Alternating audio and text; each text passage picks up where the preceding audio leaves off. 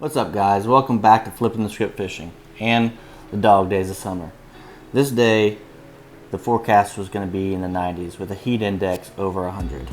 So I knew it was going to be a challenge, but started off pretty good, caught some decent fish, so stick with me. I decided to start my search hitting some outside grass edges with a Gambler burner worm, just similar to a Zoom ultraviolet speed worm. It was Texas rigged, and I just hit these outside grass edges. The bite started off slow for me, and like usual, I decided to try a couple different lures. So I sat down and let my worm soak for a little bit while I tried to try on something else that I thought might work. But be careful, because you might not be as fortunate as I was here.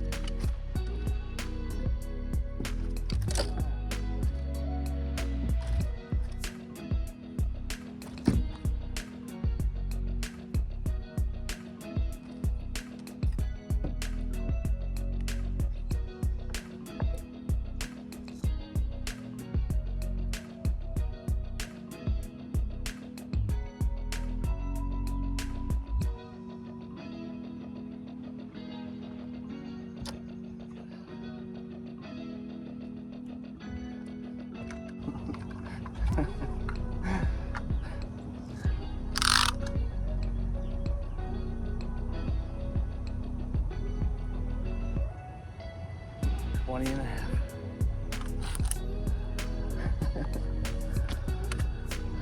Fish. Beautiful fish. The first fish in the water.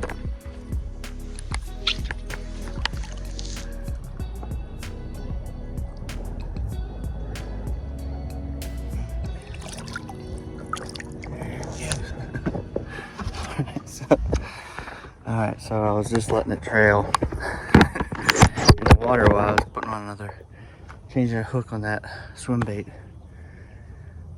And it about almost took my rod. Almost lost my rod. That's like a $300 combo. So that would have been bad. But hey, I got him. Wasn't the prettiest thing in the world, but I got him.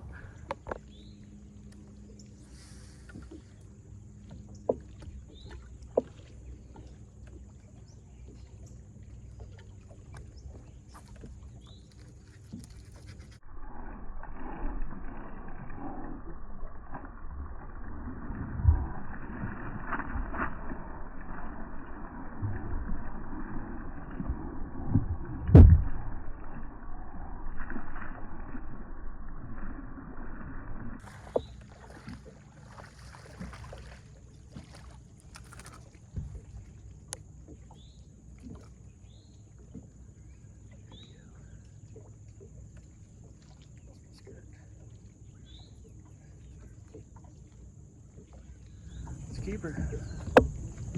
Oh my jig. I noticed a fly hatch over here, so there's gotta be berm over there feeding, and then that means there's gotta be bass. So sure enough, there was.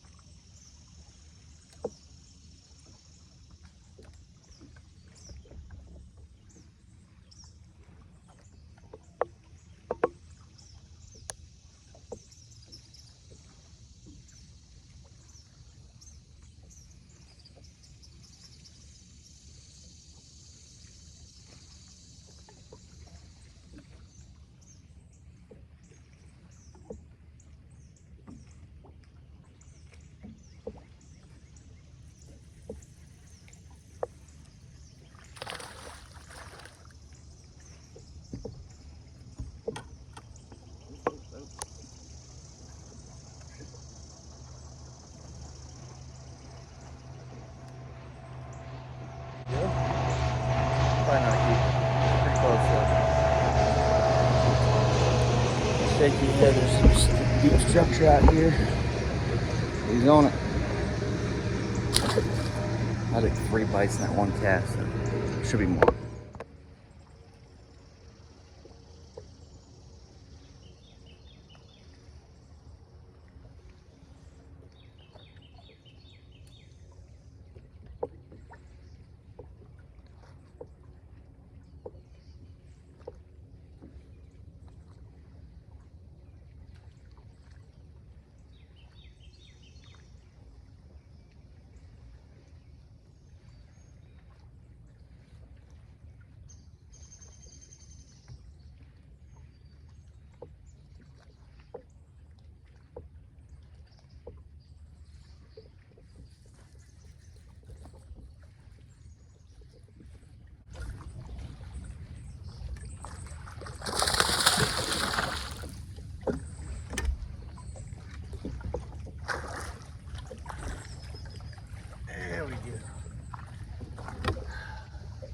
Just never know what's lurking down there, I swear.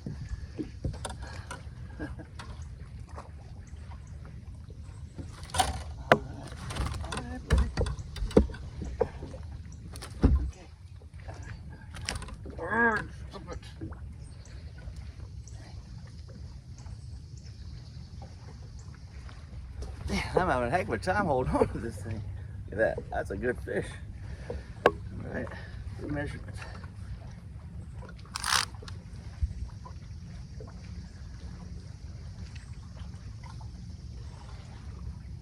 Inches, 14-inch girth.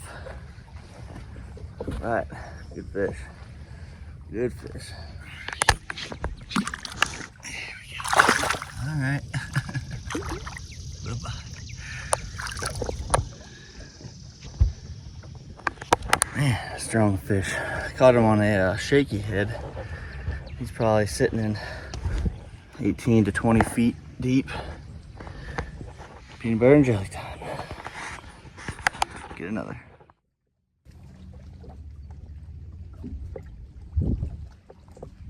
This day there was a big high school tournament going on, and I'd seen several people fish this bluff with no success, and I had fished it for quite some time without any bites either. But what I noticed was I had to really slow down. I had to let the worm drop along the side, and then let the current take the worm and just barely hop it on the bottom. And I would get a bite, and it would just kind of hold it there.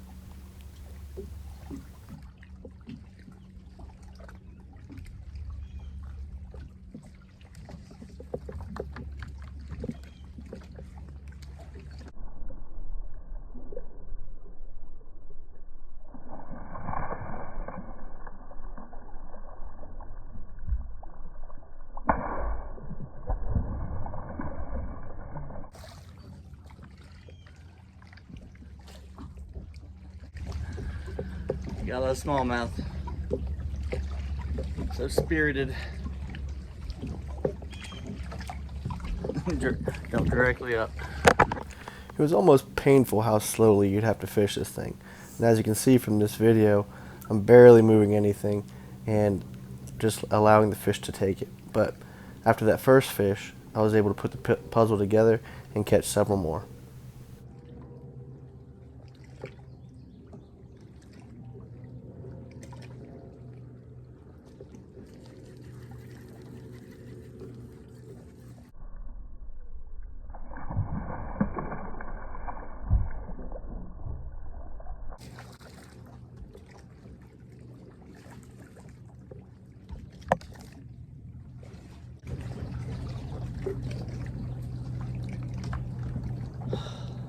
Pretty fish.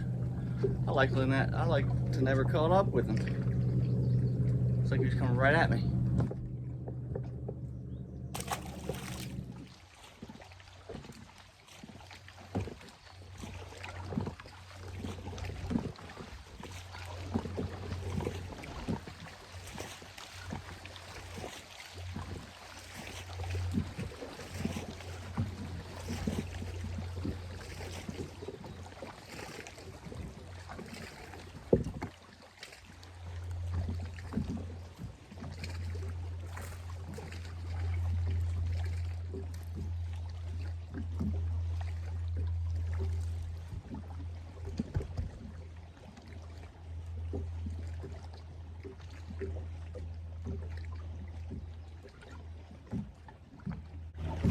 It's a keeper. Skinny keeper, but it's a keeper.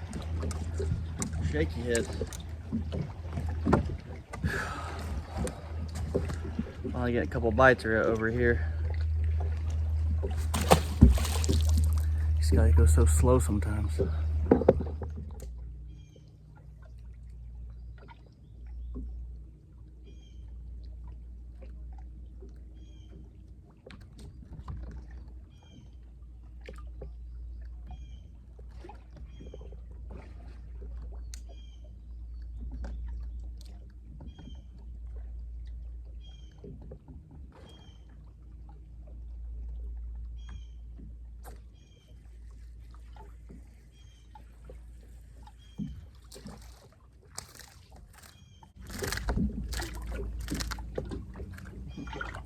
Alright, you're done. You've been caught.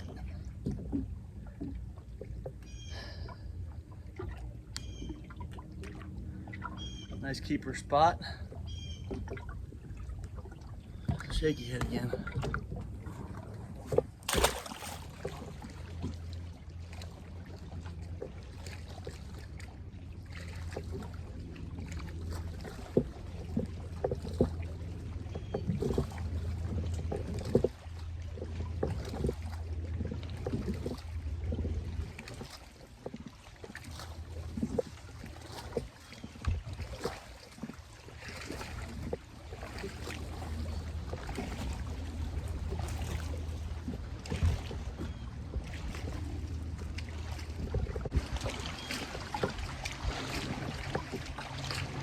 Keeper. They're just nibbling it. All of a sudden it'll be still, but you'll get a little nibble first, but not really doing much with it. I tried a couple different techniques in this marina with no real luck, but I saw fish hitting the surface, so I thought I'd try this diesel minnow, and they seemed to react to it pretty well. I got followers almost immediately, and I was able to capitalize and catch a couple. Regardless of how many you catch or how big they are, it's always so much more fun when they're hitting that surface lure. And this was no exception. They were doing the same thing, and it just gets that heart racing, and there's just nothing better.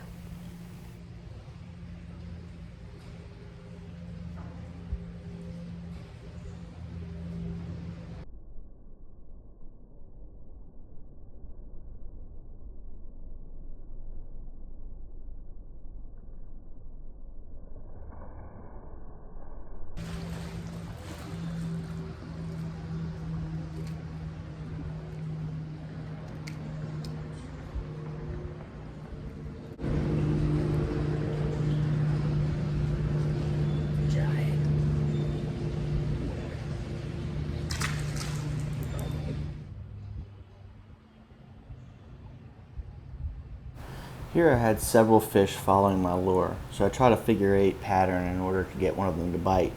It didn't work, but I was able to cast up there and get a couple more strikes and eventually hook into one.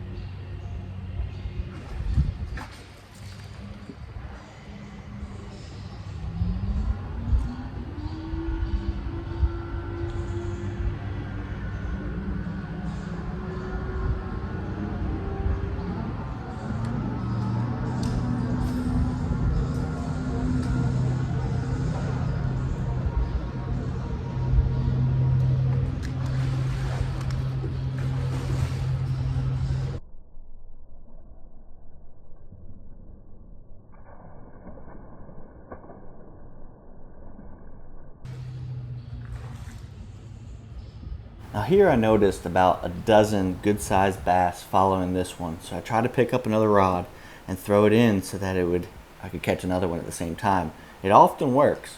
However, this time they wouldn't take it.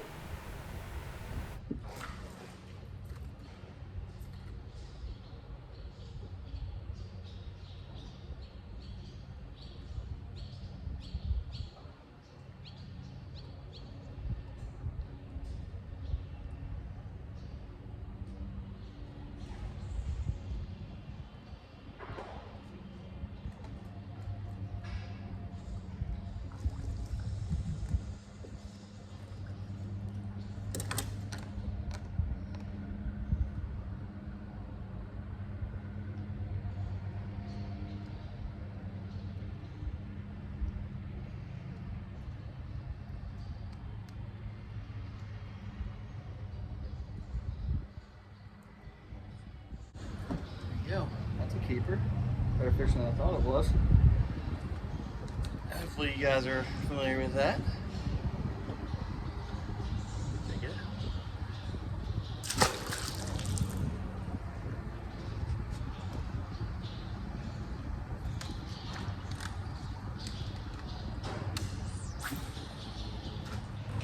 I want to throw right back in there because there's like at least 20 of them with it, all same size or bigger. But I tried to throw something else in there to get them to bite, but no luck. So there's a bunch of them there, that's for sure. In hindsight, maybe I should have thrown a spoon, maybe a pop R or something like that. I think I could have gotten a couple more bites from them. Something that was a little bit more loud or flashy, something that would have gotten their attention.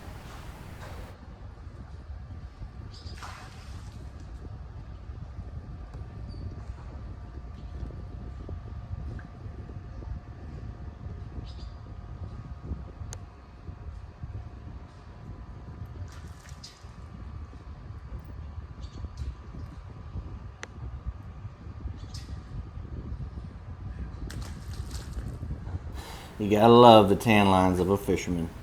Kinda looks like I'm wearing a white hat here.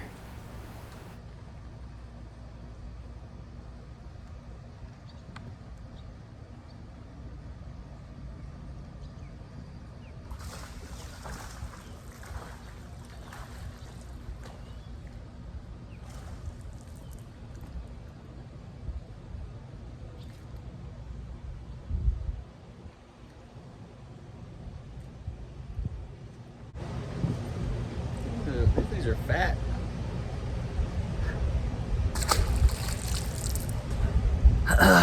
Let these some minnow. I ain't gonna lie, guys, it is miserable out here today. Hot,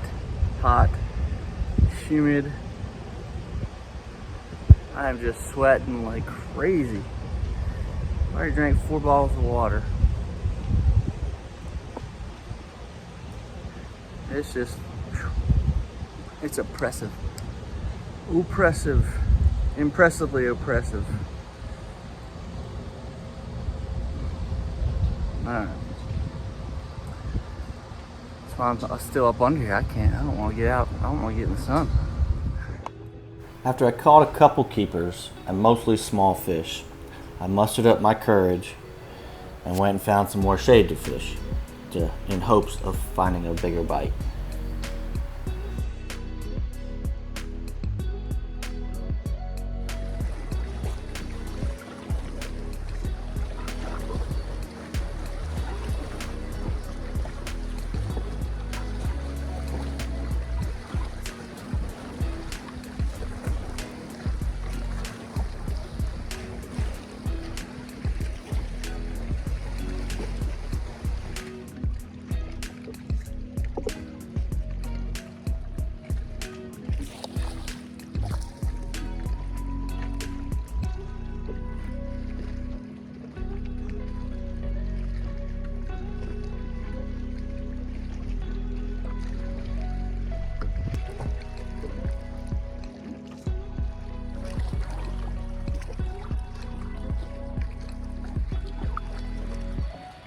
Now I'd come to this bluff, 1, because it was in the shade, 2, because I was looking for that big bite.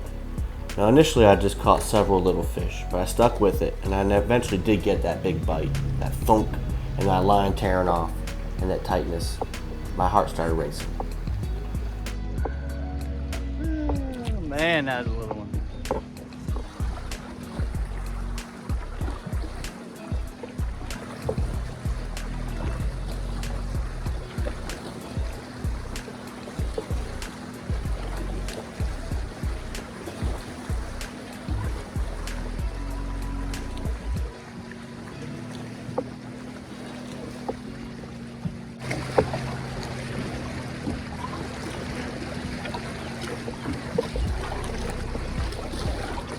I just had a big fish break me off. I don't know what it was.